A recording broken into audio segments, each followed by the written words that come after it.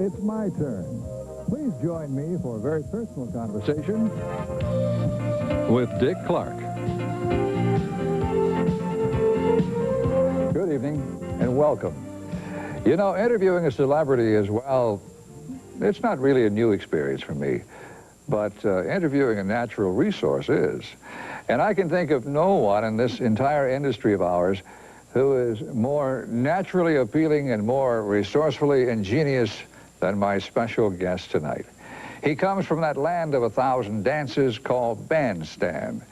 And from his American Bandstand, the echoes of a country and its struggle to grow up became music to the ears of an entire world.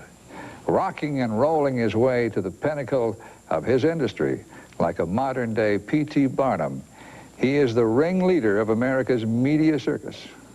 But is this Peter Pan of prime time devil or angel? We'll soon find out. Dick, thank you for joining us. There's a zinger in there. My, how the tables have turned. Yes, yes. You're going to be my guest. And did he really put nose putty into the belly of, or I should say belly buttons, of bikini dancers?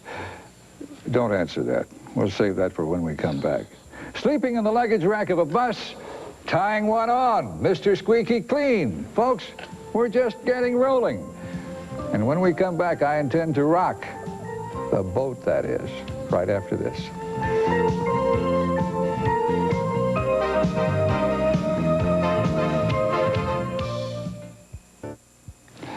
Dick, as you know, the Nashville Network is a country music network. So I must dig into your country roots, and this may surprise a lot of people. I'll start by asking you, who was Cactus Dick? You've done your research. That was when I was on television in Utica, New York. It was Cactus Dick and the Santa Fe Riders, and we were sponsored by the Rothbard Reupholstery Company. I remember it to this day. What did Cactus Dick do? I was the announcer on the show. I did a little bit of singing badly. They used to make fun of me and so forth. Now, prior to that, I believe as a disc jockey, the first records you ever played were country. Yeah, on the WLF Buckaroo show in Syracuse, New York. But those are the days of Eddie Arnold, Roy Rogers. Who else would have been around in those days? Tennessee Plowboy. You know better. Snow. Hank Snow, of course. Ernest Tubb. Everybody from the beginning days.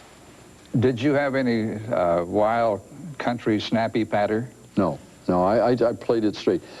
Country music has always been sort of my secret service life, Ralph. I mean, I put the first country music show on NBC back in the 60s called Swingin' Country. It's the first time the CMAs had ever been seen nationally.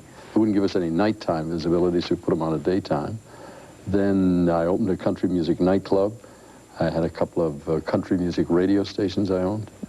All right, you did, when you, in your days in Philadelphia, there was a bandstand on locally before there was one on nationally, and you used to book country acts for that show, didn't you? Yeah. You know, the amazing thing in the early days of bandstand, when kids had virtually no musical prejudices, they would accept Carl Perkins. Conway Twitty in those days was a rock and roller. Little did they know he was a latent country artist, but I'm trying to think of everybody in the world. Don Gibson would come on, Johnny Cash, Jerry Lee. There was no prejudice, so we would just play all the music, and country was hot. Who was Bob Horn? Bob was the founder of American Bandstand, along with another guy named Lee Stewart. They were Philadelphia radio disc jockeys. How did you get your job as the ringleader of American Bandstand away from Bob Horn?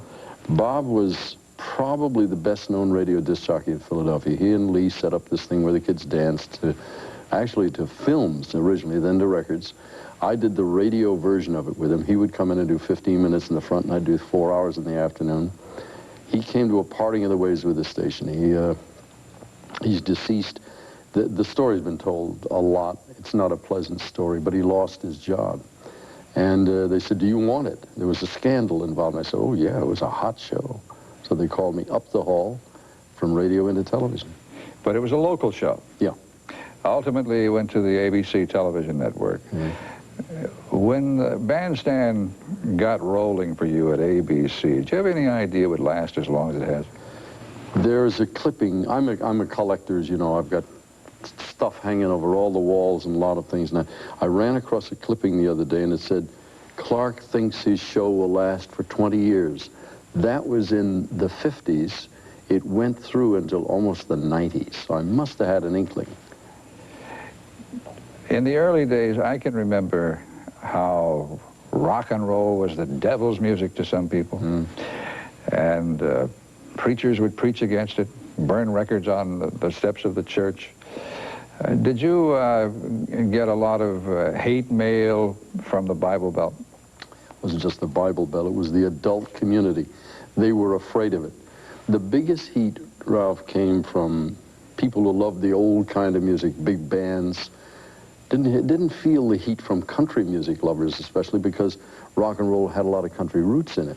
But they were afraid of the musically uneducated. It was kid music, and it didn't sound like the stuff they'd grown up with. It wasn't, you know, written in the Brill building, and it wasn't played with arrangements. It came out of people's heads, and they ad-libbed it. A lot of them musically unknowledgeable. The Beatles never appeared on Bandstand, did they? No. Why was that? They're giant stars. Ed Sullivan brought them over. It's the same story with Elvis Presley. They were too huge, and nobody would work for scale. We paid $155 for a performance. One thing I found peculiar, I read a list of all the people who had been on Bandstand, and one thing leaped out at me, and that was the Pied Piper of the Grey Panthers, Lawrence Welk. What was Lawrence Welk doing on Bandstand? Probably plugging his show. What else? I can't imagine. I mean, we had Jerry Lewis, Bob Hope, Jeff Hunter, the man who did Queen for a Day. I mean, there was a wide variety of people. We had the Russian astronauts. Do you like to dance? Don't answer that. There's a problem with the dancing. There is a problem, a major problem. We'll continue our stroll with Mr. Rock and Roll right after this.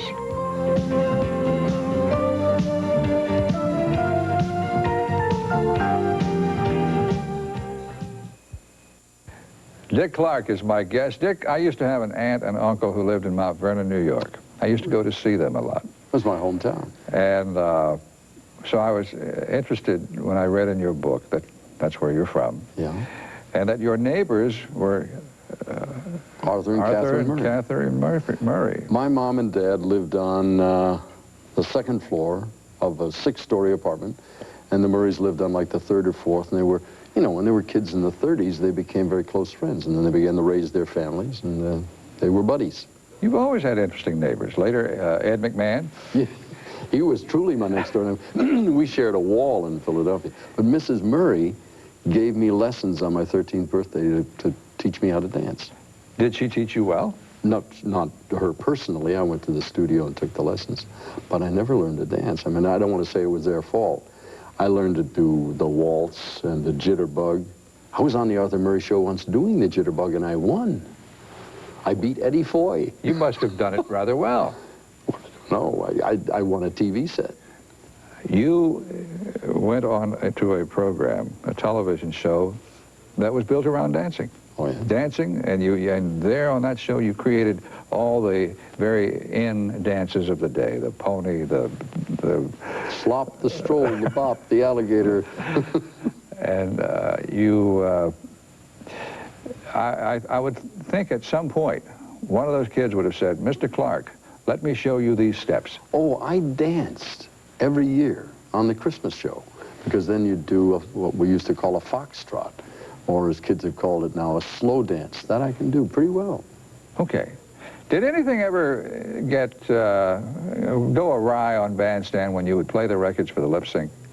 There's one famous one. It involves a country artist. It was Jimmy Dean. You know, in those days we're playing 45 RPM records. They'd be in a pile. The engineer put the wrong record on. He said, "Ladies and gentlemen, here's Jimmy Dean." And out came the late Dee Clark's voice. Now, Dee was a black artist with a very high voice. You used to sing Raindrops. Raindrops, exactly. It came out and I said, "Jimmy, I'm sorry. That was Dee Clark." He said, "Is she a relative of yours?" And I said, "Boy, you got it all wrong." So that was one of the smaller calamities. I want to talk about December 23rd. Okay. That's a day that's very significant for you, isn't it? Yeah. Dick, the Battle of the Bulge, the famous battle in World War II, means a great deal to you, doesn't it? Yeah, I had an older brother, Brad was his name, and he was a fighter pilot. He went into the service thinking he'd be an active guy in the service, and he was so good they wanted to make him a teacher. And he said, no, I want to be there where the action is, and he went, volunteered. And on that day, the troops were being surrounded by the Germans, and it was terrible weather, and they asked guys to fly that day, and he did, and he was killed in that battle. Interestingly enough, I told part of the story in an interview recently, and I've heard from guys now in their late 60s and early 70s who were in that area. One man wrote to say, he said, I may have shot down the German that shot your brother's plane. It's all weird, but it happened on the 23rd of December, which casts a little pall over the Christmas holidays at our house. Bradley was your hero, wasn't he? Yeah, he really was. How much older was he? 5.5 years. He was the brother who made the football team. Yeah, he was the athlete. He was taller than I, he was stronger than I, he was every young kid's idol. I wanted to be him so badly. I went out for the football team and they walked on me, you know, because I weighed 115 pounds, and I decided when they walked on my head, I don't think I'm cut out to play football, so I swam. He was a swimmer. Wasn't too bad at that. I had a real bad early teendom, I guess, somewhere between 12 and 15, thereabouts, was, if I've done my math right, was when I missed him, when he went away to service, then when we lost him, and I was an ugly little kid, skinny and pimply, and I think you said you had a case of acne. That does bad things to your head as a kid. I was feeling very sorry for myself, and he was the guy that helped pull me out of it. Do you think had he lived that you might have worked for him? No. No, it would have been vice versa. I mean, this is Mutt and Jeff, Abbott and Costello, what are the words? The odd couple. He was everything I wasn't, and I was everything I wanted to be like him. And he said, you don't understand. He was a placid, quiet, very loving, wonderful guy. And I was this crazy little runt of a kid, you know, full of vim and vigor, I'm going to tackle the world, and a little frenetic and all. And he said, we'll never be the same, so why don't you just do what you do, and I'll do what I do, and we'll love each other. And I learned a little bit from that. You can't be somebody else. Had the war not come along, what did he want to be? The last, and you know, it's hard for me to realize he died before he was 21. My children are all older than this man I visualize as my big brother. Last thing he said, he wanted to be a meteorologist, which would be a far cry from anything I'd ever want to do. Suddenly you're an only child. Yeah. What was that like? I resolved at that point, Ralph, if I ever had kids, I'd have more than one if I could, because it puts a terrific obligation on the parents. It's a little tough on the survivor, because then you're trying to do both jobs or, you know, take on all of the responsibilities. Did you feel then, like, particularly in your relationship with your parents, who must have been devastated by this, as you were, yeah. Did you feel like you needed to fill a void left by him? Yeah. I'm not sure I knew it, because I would think I was 14 years old at the time, but I worked real hard to understand what they were going through. My mother never recovered. She put on a good show, but when she was with my dad and me, you could tell that she would never get over that loss. Interestingly enough, we didn't get word on the 23rd of December because communication was bad in those days, probably, I guess, as we heard sometime after Christmas. And the very next day, my father went to work, I went to school, my mother took care of the house, and we went on with our lives. I can't tell you right now the day my mother died nor the day my father died, to the exact date or the year. I try to wash that away, but I can remember the day my brother died because it was burned in my mind, December 23rd, 1944, and it happens around a holiday. So you don't normally forget Christmas. So I'm reminded of it every year. Dick, I recall when my grandfather died, my mother's father, who meant so much to me. I would often cry. Yeah. Did this happen to you? Oh, sure. I've cried a lot. When Bradley? Yeah, news about Bradley came? I tell you, a very odd reaction. We live in an apartment, that one I told you about where the Arthur Murray family lived. It was my habit. I would come in, and the man who ran the switchboard and was the doorman, the elevator operator, and the rest was sitting there, and I would go pick up his newspaper and read the funnies. And I picked up the newspaper and I sat down in the chair similar to this, and I opened the paper and he said, "Oh, I'm sorry to hear about your brother." That was the first I knew anything had gone wrong. And I didn't know what to do. And I kept thumbing through the paper, feigning that I was reading the paper, and I put it away and I said, "Thank you," and went upstairs. My mother was with a neighbor, and it was a bad day. I can remember it real well.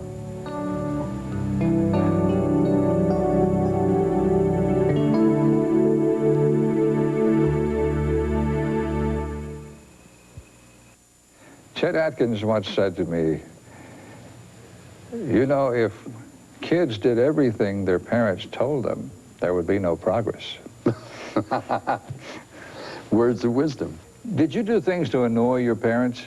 Not intentionally, I don't think so. Oh, whoa, wait a minute. As a little kid? Well, no, I'm thinking about it as a rebellious teenager. No, no, no. As a little child, my mother used to say, I would stand in the kitchen, she'd hear me say, "Naughty, naughty," meaning naughty. And I was putting eggs on the refrigerator door and letting them slide down, and then cackling like a maniac. So you were a pretty good teenage kid. At least you got along with your parents. You were president of the student body. The only time I ever recall really disappointing them was one night I took the car. I was allowed to. I had a date. They said be home at midnight, whatever. It was 1 o'clock, whatever the date was, the time. And I was 3 hours late. And I got home. The two of them were sitting in the living room and said, "Thank God you're home." And they went to bed. They didn't say anything else. And the next day, in tears, I could read on their faces what was going on. And at that time, I was an only child. I'd lost my brother, and I said, "Oh, well, stupid." I learned a lot from my mom and dad by things that my mother would put money in a drawer. She'd say, "Take the money you need for school." And I did. Now, as a little kid, I used to sneak a couple of extra dimes to buy ice cream cones for my friends. And one day she called me and said, "Why don't you just say you want a couple extra dimes? Just don't take them. Just say you're going to do it, or tell me about it." They showed me by example. Remarkable people. You got married when you were a teenager, didn't you? No, no, no. I fell in love as a teenager. I got married when I was 21. Okay, you had just finished, what, Syracuse University then? But you fell in love as a teenager. You know, actually, you're right. Mentally, I was a teenager, because you remember back in those days, 21-year-olds were really very unsophisticated. But it was an early, early marriage. Who was your first wife? She was my high school sweetheart. Went with her for years, all through high school. And when we graduated from college, we got married. Were you in love with her? Oh, very much, yeah. Yeah. But that marriage lasted for how long? Well, let me see. I haven't done the arithmetic. About 9 years, I think. What happened? She fell in love with another man. Is this because at the time you were so distracted by Bandstand?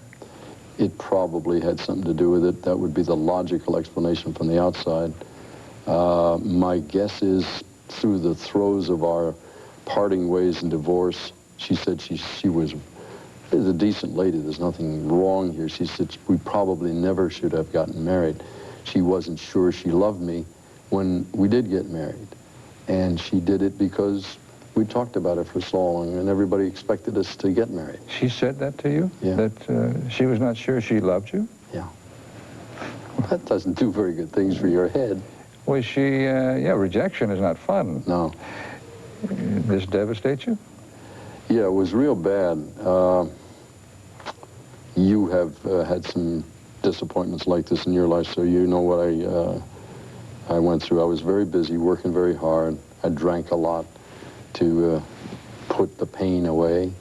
I was making a movie at the time, and a guy would drive me from Philadelphia to New York where the movie was being shot.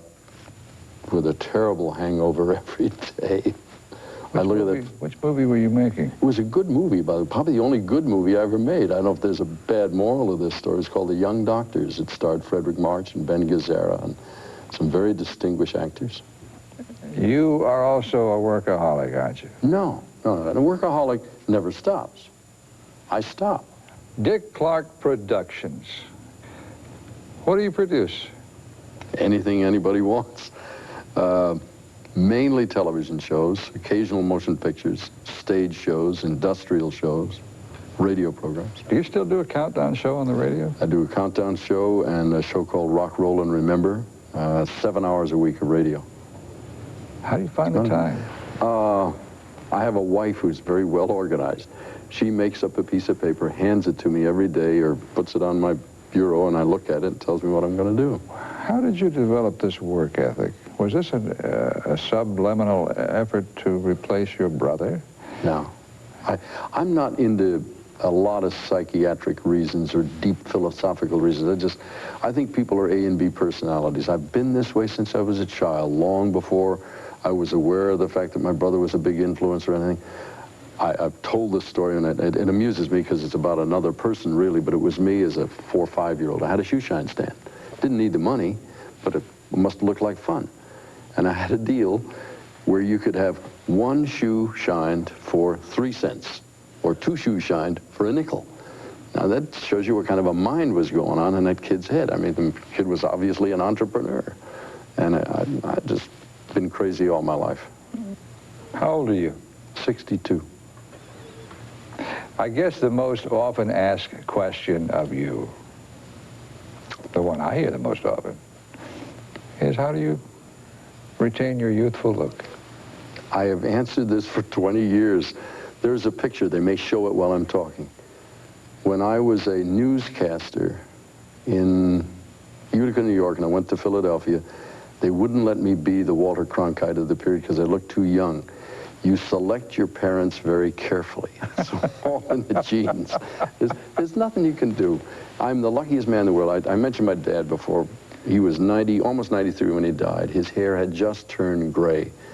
My daughter takes great delight in looking at my hair. There's a lot of gray in here. If you look at it carefully, it's popping up everywhere, especially in fluorescent lights.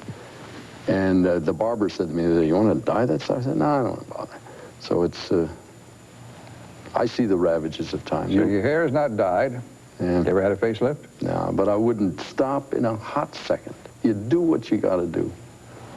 Do you think your positive attitude, your very healthy attitude, has anything to do with helping you stay young? Yeah.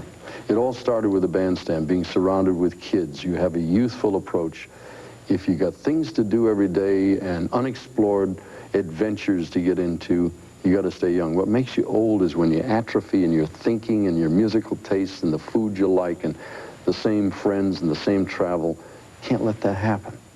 But wait a minute. That's what's right for me. May not be right for other people. Do you have many close friends? Mm-mm. I have one. Is that Carrie? Yeah. I want to get back to another devastating marriage, because you've been married 3 times. Yeah. And earlier we covered one of those marriages. I'd like to cover marriage number 2 right after this. Coming up.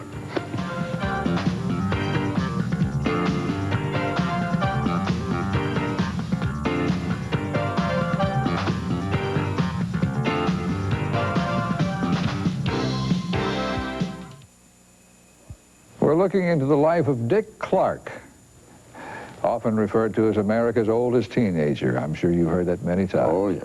How many times have you been married? 3. You have any grandchildren? No. Wish I did. How many children do you have? 3. Dick Jr.? He's not really a junior, Ralph. He was named after my father, so he's a second. Richard Augustus Clark. What do you call him? His initials, RAC, R-A-C. Okay. He was by your first marriage? Yeah. And that was to a lady named Bobby? Mm-hmm. Then you met a lady named Loretta. Who was Loretta?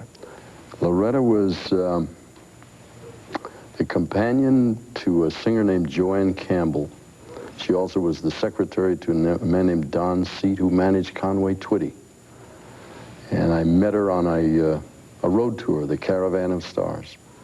A lovely, little, tiny, blonde-haired lady. How long were you married? 9 years. So did you decide to divorce her? Technically, I think she divorced me, and that was fine. You had 2 children, didn't you? Yeah. And they are? I have another son, whose name is Dwayne Bradley Clark, and my daughter is Cindy Lee Clark. And they range in age from, let's see, they all changed ages recently. The oldest is in his early 30s, and the other 2 in their mid to late 20s. What do they do? They're all involved in the film and television business. When you divorced Loretta, or she divorced you, did you say to yourself, that's it for me, I'm never going to get married again? Yeah. Did you feel that the problem was you? Well, I mean, when you're a 2-time loser, you got to begin to think that not everybody else is wrong. There's something wrong with me. All right, you're divorced from Loretta. How much time elapses before you meet the lady who finally learned to make it work with Dick Clark? Oh, I had known her because she worked in my office for another guy for, 2-3 years. Then I began to become attracted to her. We ended up living together for 7 years. We finally got married. We've been married now, well, the total time of our relationship is 21 years. Married 14, lived together 7 years. So and that's 24 hours a day. We'll talk more about the lady who finally tamed Dick Clark right after this. Tamed?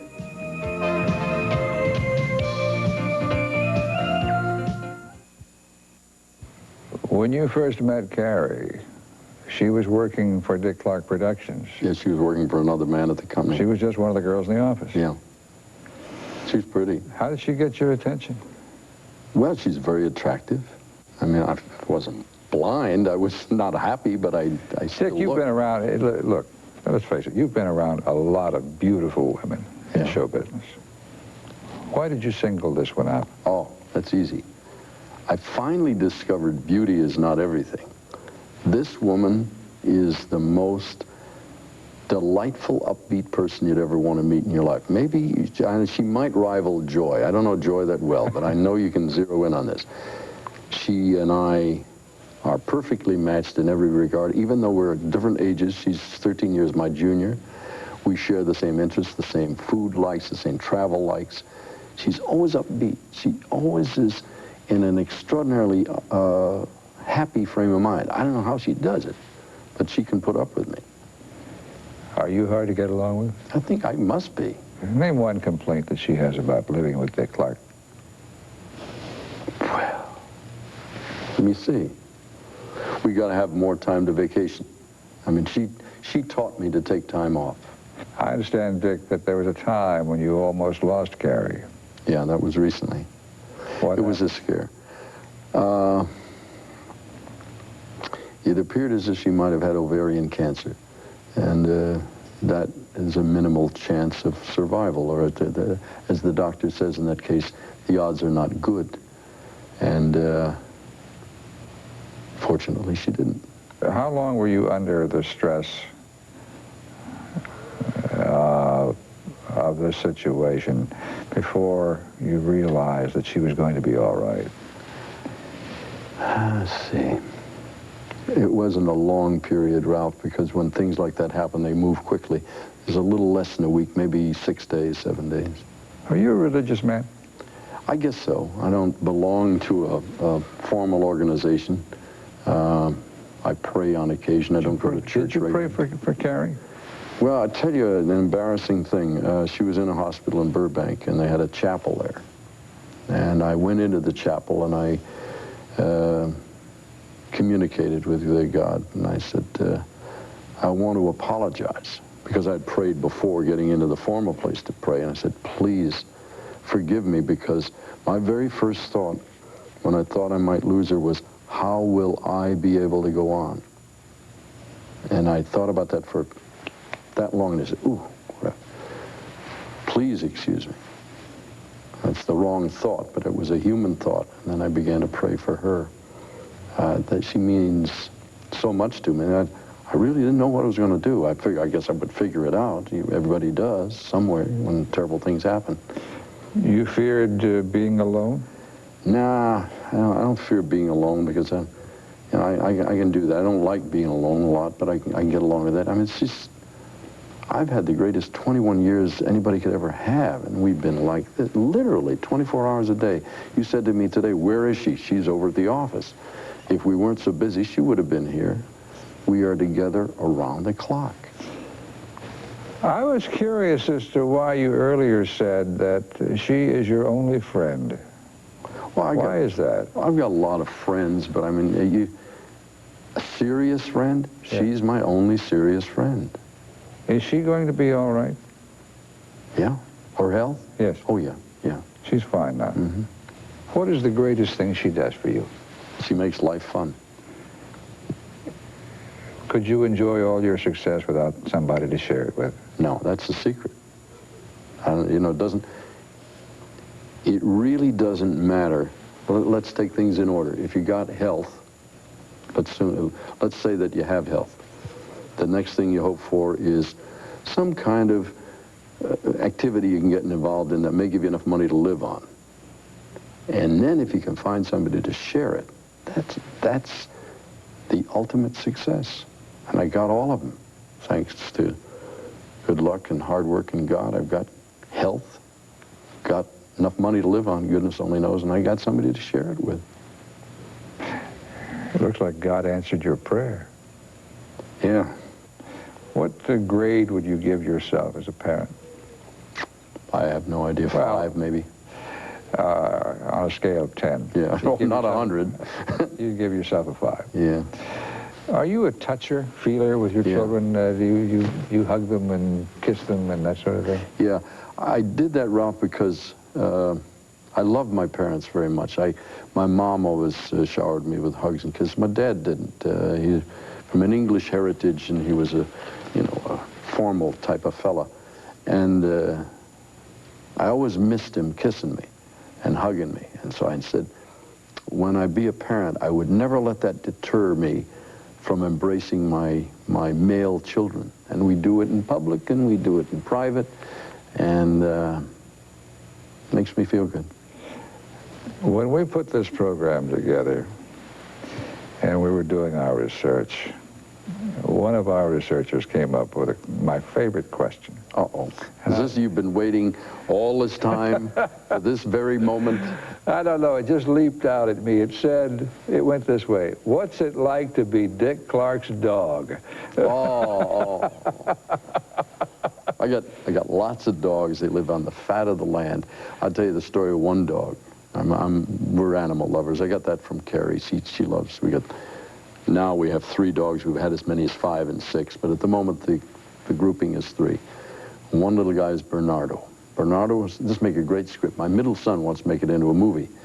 Bernardo was a combination of a dachshund and a Labrador. Funniest looking dog you ever saw in your life. Who did what to whom, I don't know, but that's what he is. He's run down the streets, E Street in San Bernardino with a broken leash.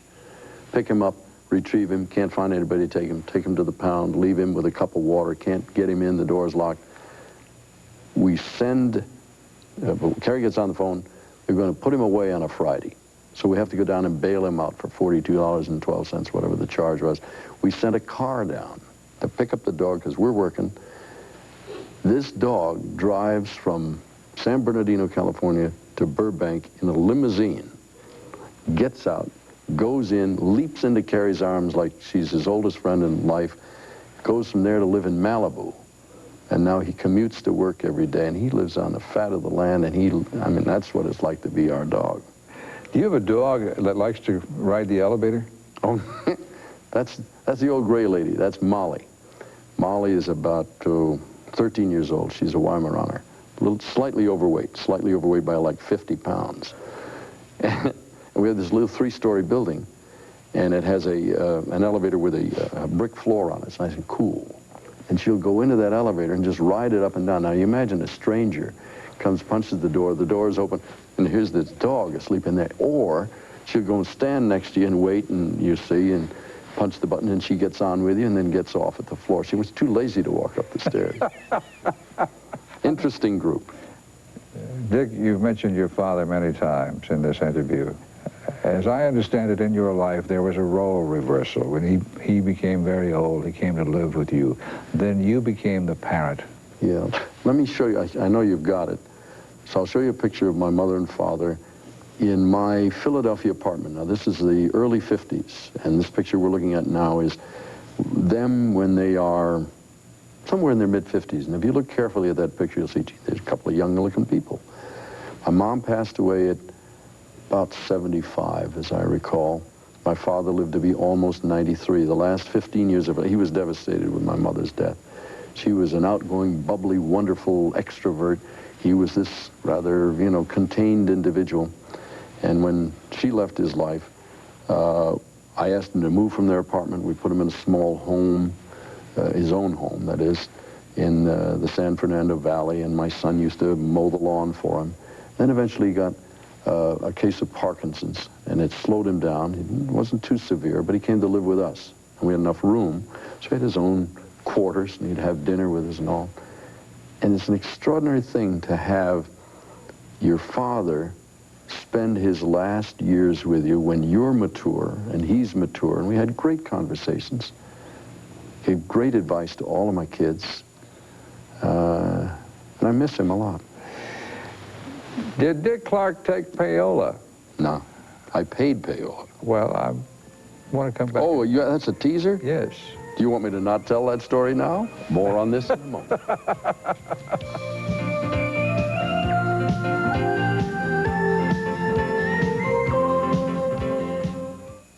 I suppose for thousands of years, people have paid other people to do favors for them.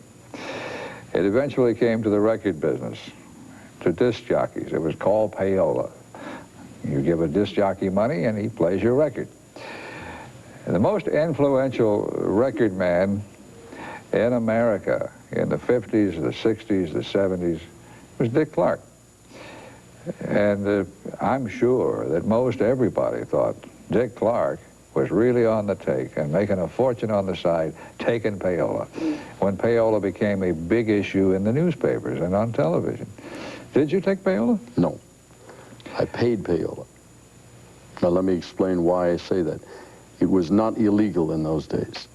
It was later to be called commercial bribery, and it's against the federal law now. It goes way back to the old days of sheet music sellers bribing piano players to play it in the Woolworth store, to somebody paying a band leader to play the songs on the midnight radio broadcast. So it wasn't new. When I went into the music business, I made enough money so it was totally unnecessary to begin with to accept money to play records. Only one guy ever offered me money, and I can tell you that story's not too interesting. But we did pay disc jockeys, and we kept an accounting, and we reported it as a business expense. What do you mean we paid disc jockeys? The people that owned the record companies and I. We had, I think, I don't know, half a dozen different record companies. And you paid disc jockeys to play your product? Yeah, now, when I was called before the congressional investigators to say, did you take money, what they couldn't understand, Ralph, was I have very little respect for politicians. I have not met many that I really like nor respect. It's a very difficult job. I think they have terrible compromises to make, and I don't want to be anti-politicians because somebody's got to do the job. But the quality of the labor that you find in that job is subject to question. They saw a guy in his late 20s who at that point was making somewhere between $500,000 and $1 million a year. And they said, well, obviously he's a thief. And you can't make that kind of money being honest. That would be a political train of thought. What they discovered after they grilled me for a couple of days was I was an entrepreneur. I used every single opportunity I could to make money. I managed artists. I pressed records. I did tours. I owned labels. I did everything I could think of to turn a dollar, and it was all legal. But nobody ever had to pay me to play their records. So they said, out of here. Are you still angry about this investigation, even today? That's a silly question. I mean, you can see. Yeah. It wasn't fun. It was a it was an experience that made me mature immediately. I learned the rules of the business game. I ceased being naive. It's too bad. You should be naive, but you can't be. Are you where you want to be today How so? in your professional life? Yeah, I don't have a lot of choice. Years ago, I might have had a choice. I tried to not be typecast, and I was able to do that as an individual performer and got the company going in a lot of different directions. I'm the luckiest man alive because I fulfilled a dream I've had since I was 13. Anything else you want to do? Oh, yeah. Where do you think Dick Clark will be 10 years from now? I don't...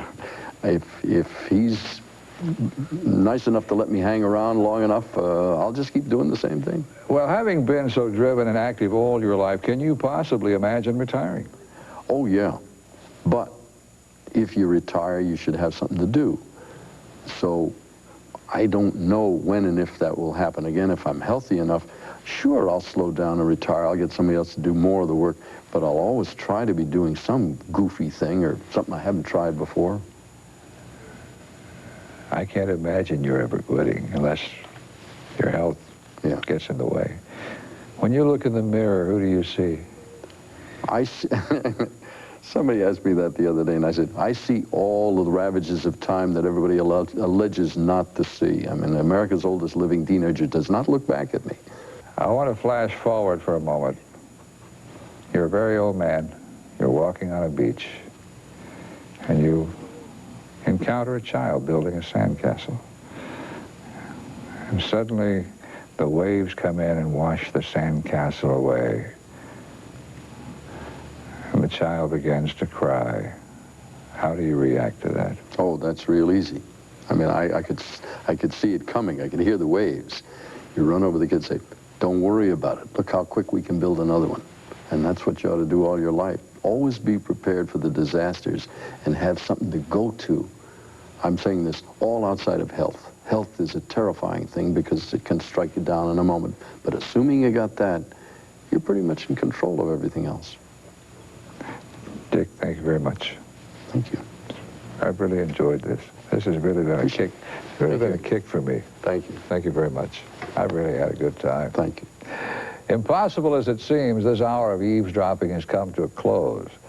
But before we say goodnight, I want to say thanks to my special guest here for spending this time under our magnifying glass and allowing this privileged close-up of himself.